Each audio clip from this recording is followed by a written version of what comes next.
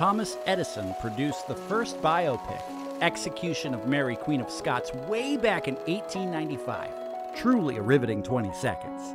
George Méliès proved the genre could set the world on fire in 1900 with Jeanne d'Arc. At some point, they realized not every biographical film had to be about a famous woman being publicly executed. In 1927, the jazz singer added synchronized sound with the moving pictures. It also laid out the broad strokes of what would later become the music biopic. Thankfully, all the, blackface didn't stick around for long. Wait a minute. You ain't heard nothing yet.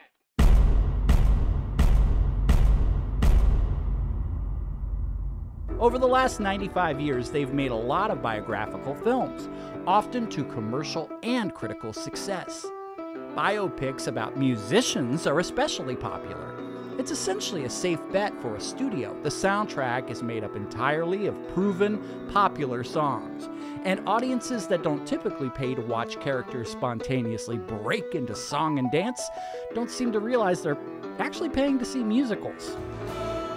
Regardless of whether the film is about a famous politician, activist, criminal, business person, criminal business person, artist, or performer, they all have one thing in common. They're filled with propaganda, exaggerations, scandal, and outright lies. The biopic is a genre ripe for mockery.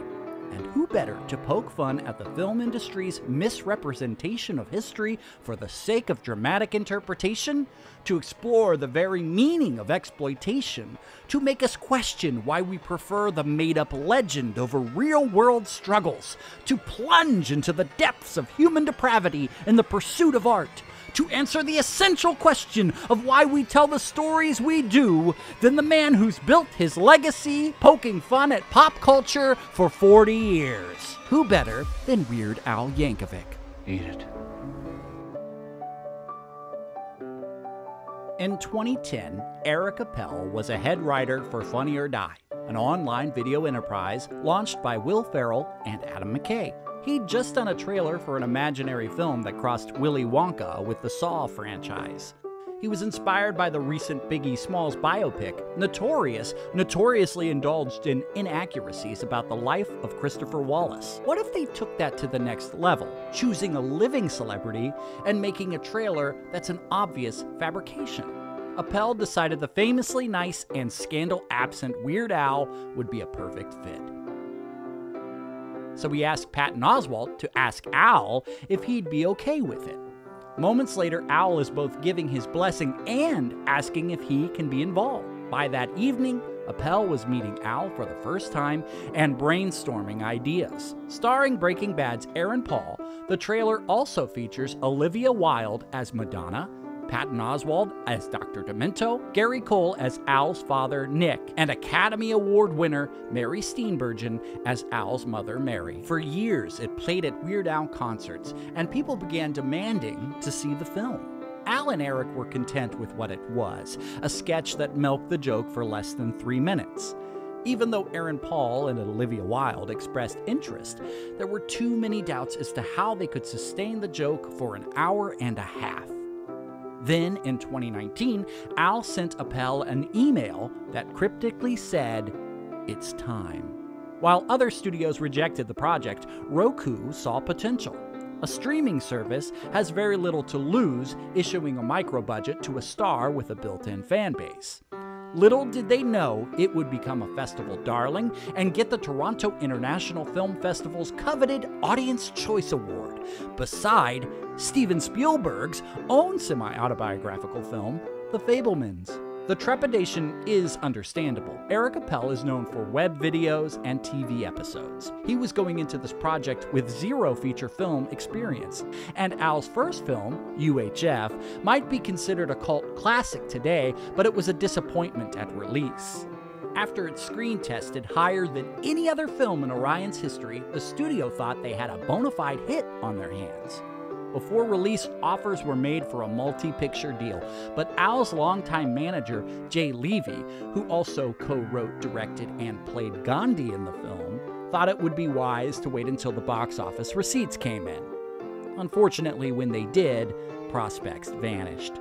You try competing with Indiana Jones and the Last Crusade, Ghostbusters 2, Honey, I Shrunk the Kids, Lethal Weapon 2, License to Kill, When Harry Met Sally, Do the Right Thing, and Batman. Oh, and Weekend at Bernie's. After impressing with stunning performances of offbeat music... Tom Lehrer, in my opinion, is the cleverest and funniest man of the 20th century, and he's kind of my hero. There's antimony, arsenic, aluminum, selenium, and hydrogen, and oxygen, and nitrogen, and uranium, and nickel, neodymium, neptunium, germanium, and iron, americium, ruthenium, uranium, europium, zirconium, lutetium, vanadium, and anthium, and osmium, and acetine, and radium, and golden, protactinium, and indium, and gallium, and iodine, and thorium, and thulium, and thallium. Black Alicious' alphabet aerobics. That would be one. Perfected poem, powerful punchlines, pummeling petty powder puffs in my prime. Quite quotes, keep quiet, it's quantum. Coral isn't got a quart of water, we gotta. Daniel Radcliffe was cast as a bizarro Weird Al. Rainn Wilson is part Dr. Demento and part Jack Horner from Boogie Nights. And Evan Rachel Wood plays Madonna as though she were a sociopathic Bond villain. Other standout performances include Toby Huss and Julian Nicholson as Al's parents, Richard Aaron Anderson and David Bloom as young and teenage Al, and Spencer Treat Clark, Jack Lancaster, and Tommy O'Brien as the band. I mean, there are so many others to discuss, but not until you've had a chance to see the movie. 2 fun facts. Aaron Paul had a planned cameo in the film, but on the scheduled day, he tested positive for COVID. Patton Oswalt was meant to reprise his role as Dr. Demento, but he broke his foot 2 weeks before shooting began. Rainn Wilson got an email from Al on Thursday asking what he was doing on Monday. He got the part on Saturday, and on Monday morning, they were filming one of his biggest scenes. Weird the Al Yankovic story has a singular storytelling style. Comparisons to Walk Hard, the Dewey Cox story, or A Futile and Stupid Gesture are fine, but neither has the right vibe. There's evidence of both Al's music video roots and Appel's web short experience, but this is a far more cinematic experience. This is a competent movie with a more engaging story than UHF. This isn't a relentless gagorama, at least not from the onset, and though the world of the film seems birthed from Mel Brooks and the Zucker brothers, it's populated by Oscar-caliber actors giving grounded, heartbreaking performances. Perhaps the best comparison might be Drunk History the movie, if that existed. But there's no one burping, puking, or passing out. It's just a reckless disregard for history with wry, clever, often silly humor. In terms of Al's career, the best I can offer is the unfortunate return of the ridiculously self-indulgent, ill-advised Vanity Tour. The concert series first appeared in 2018 and made its return for the 6 months leading up to the film's release. And in some ways, the concept is similar.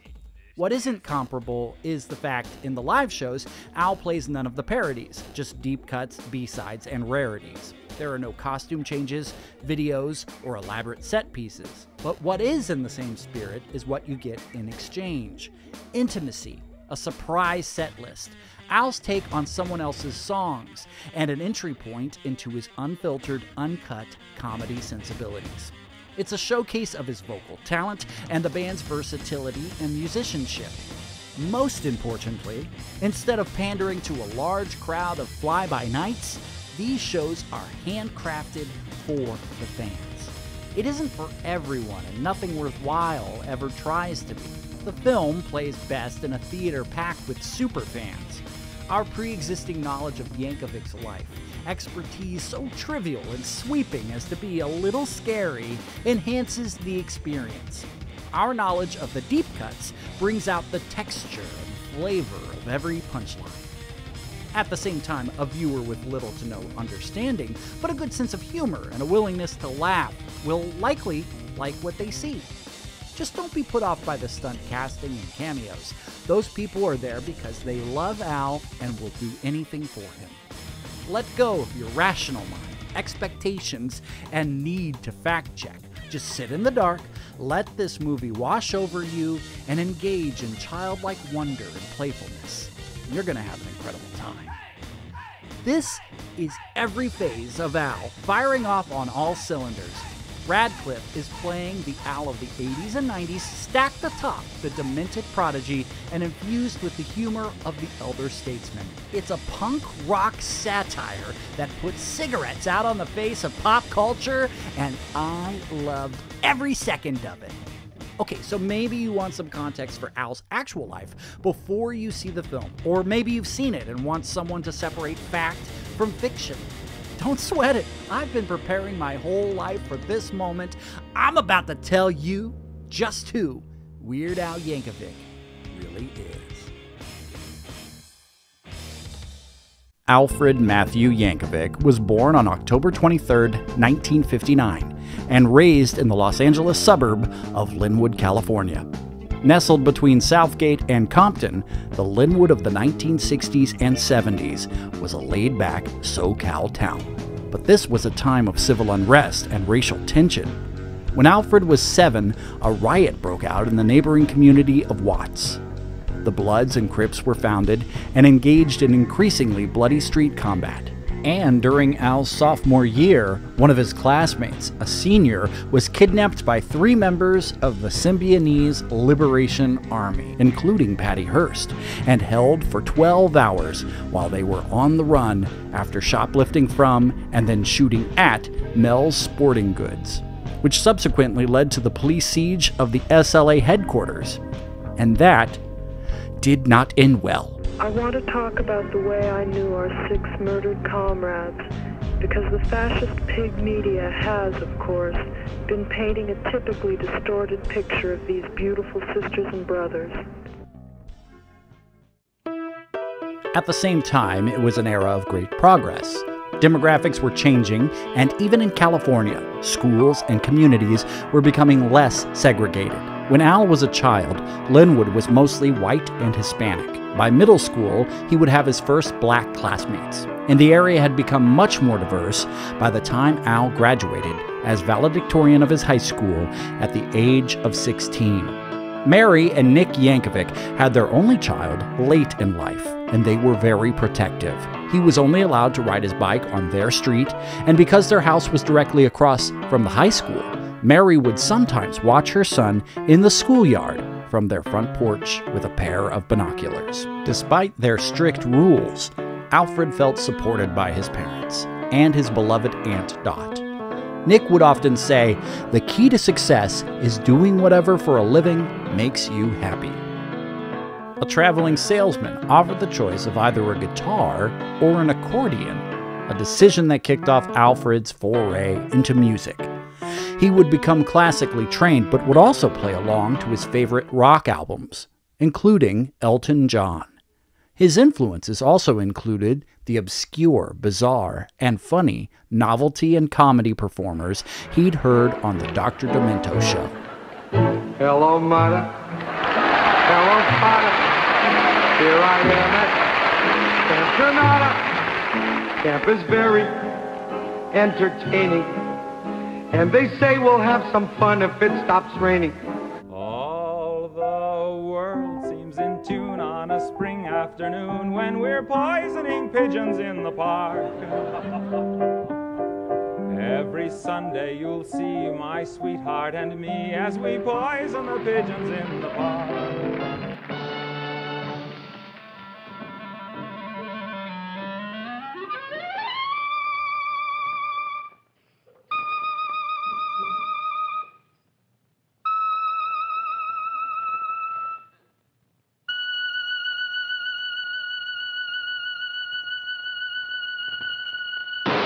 Mary may have worried some of the content was inappropriate for a good, upstanding Christian boy, but Alfred would sneak away under his bedsheets to listen. After Barrett Hansen, aka Dr. Demento, visited Linwood Middle School, Alfred recorded a version of his theme song, but the good doctor rejected it. Still, the rough recording of a kid earnestly jamming out on an accordion did have some comic potential.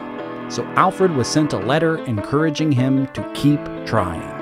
This would be the earliest phase of Al, the introverted, goofy kid that started the Volcano Worshippers Club just to get another picture in the yearbook. If we want a better future, changes are imperative.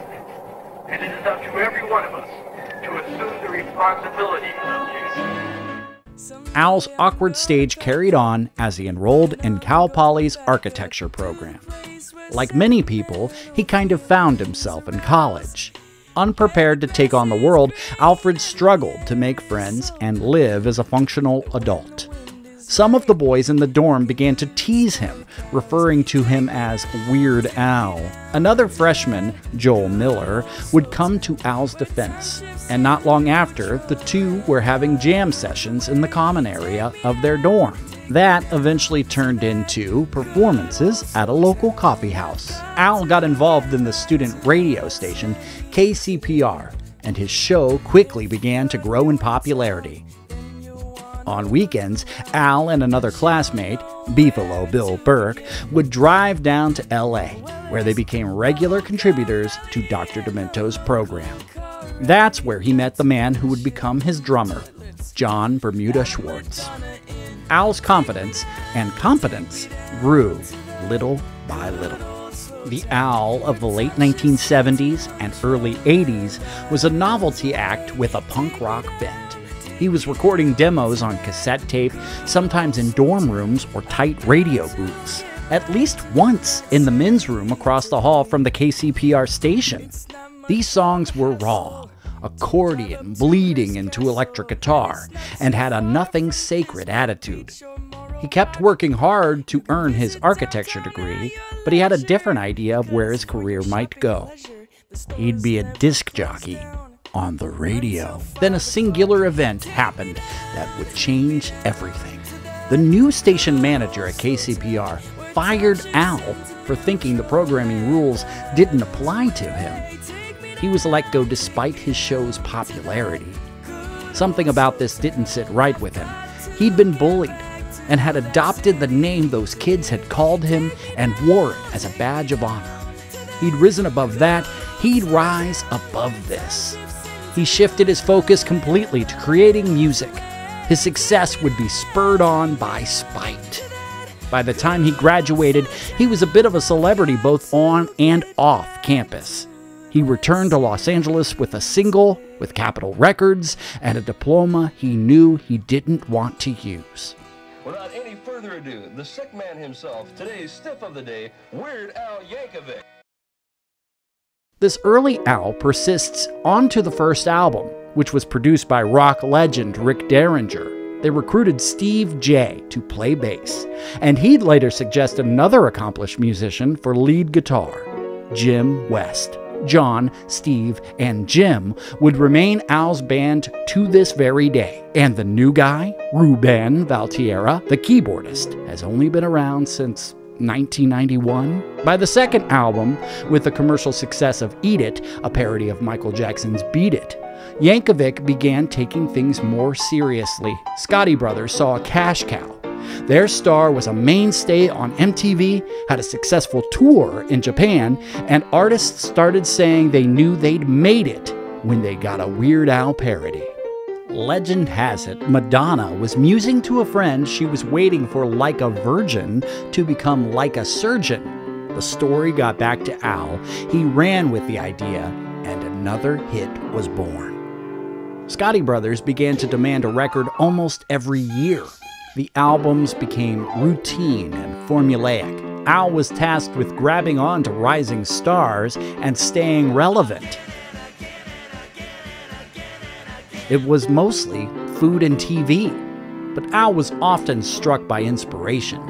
Despite the duress of Girls Just Want to Have Lunch, there were gems that crackled with genius. The commercial failure of the fourth album, Polka Party, triggered fears of an office job or that he may need to dust off his architectural degree. Al followed his flop with an album called Even Worse. Al was back, proving he might have a viable career after all. Michael Jackson even arranged it so the music video for Fat could be filmed on the same set as Bad. You ain't bad, you ain't nothing! You ain't nothing!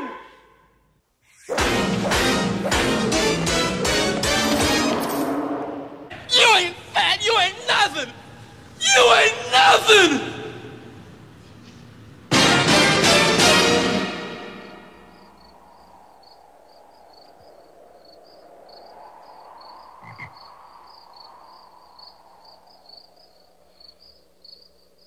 As the 80s turned into the 90s, Al was coming off the commercially disappointing feature film UHF, and his career was in a bit of a slump.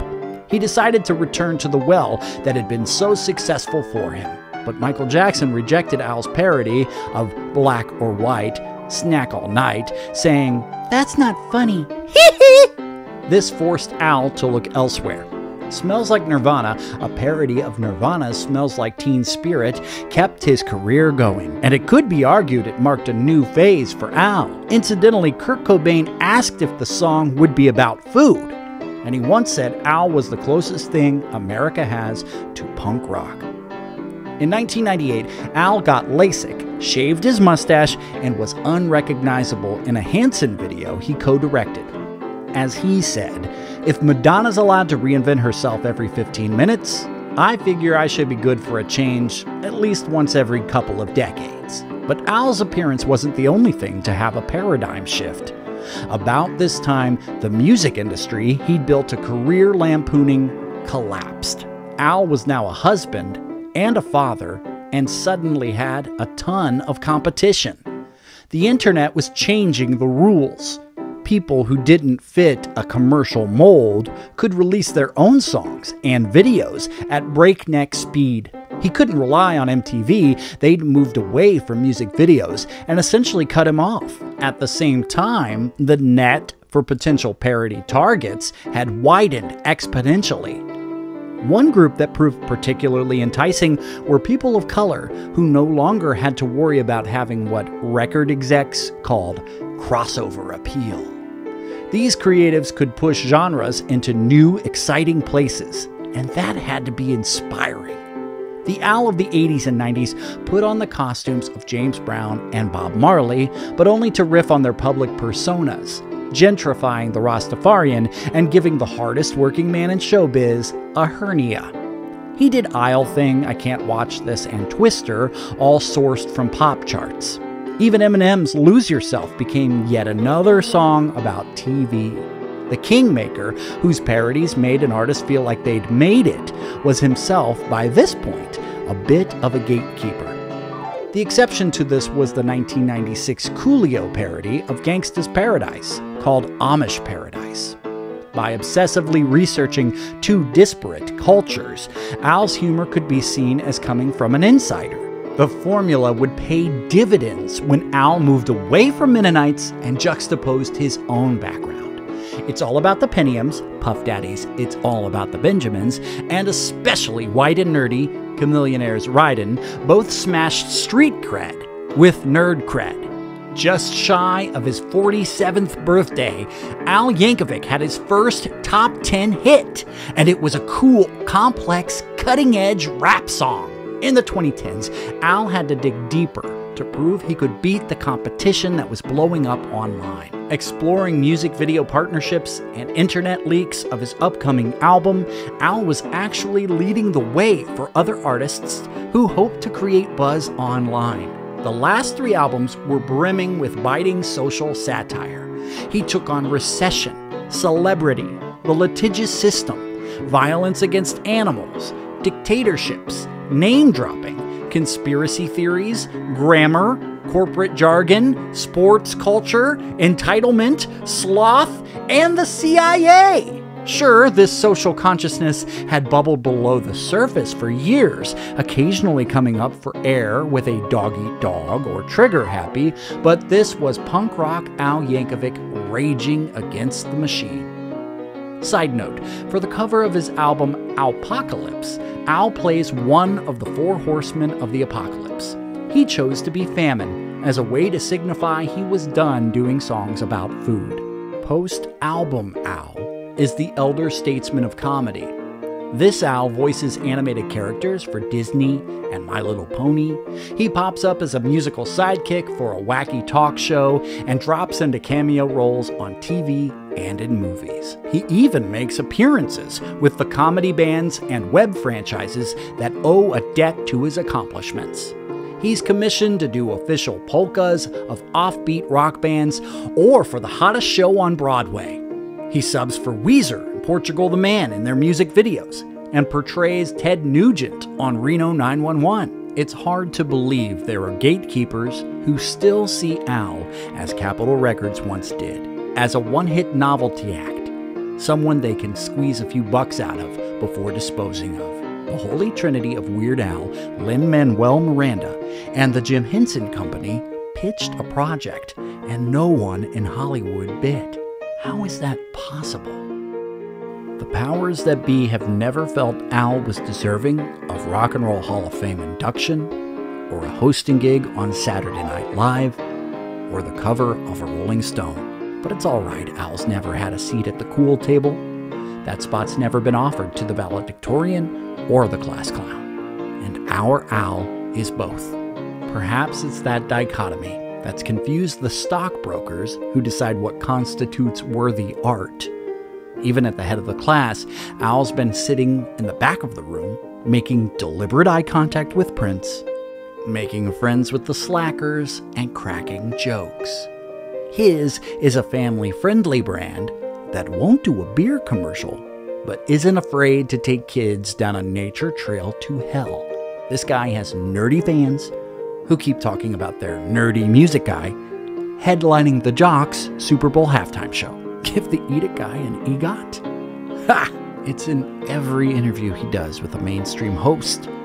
It's the same 4 questions. Do you ask for permission to do your parodies? We do go to all the original writers beforehand and give them the ideas and get their feelings on it. We don't want to step on anybody's toes. One of the reasons I think I've been able to hang around as long as I have is I don't burn bridges and I want to make sure they're in on the joke. Did anyone ever refuse to give you permission for a parody? Everybody asks that. The only person that's really consistently said no has been Prince. Is it true Paul McCartney refused to give you permission to do a parody? I hesitate to bring this up. I've talked about it in many interviews, and as you know, Paul and Linda McCartney, strict vegetarians, and they didn't want to be associated with anything that was condoning the consumption of animal flesh. Did you make up with Coolio for mistakenly doing a parody of his song after he didn't give permission to do a parody? I'm not gonna say I regret it, but I kind of do. I should have just let it go. We talked and everybody made mistakes. Rest in power, Leon. Can't they bother to read Wikipedia? 10 things you don't know about Weird Al are 10 things every fan learned on their first day. And that's precisely what makes this new movie so delicious. Whereas the fake trailer is a total fabrication, Weird the Al Yankovic story is a succubus.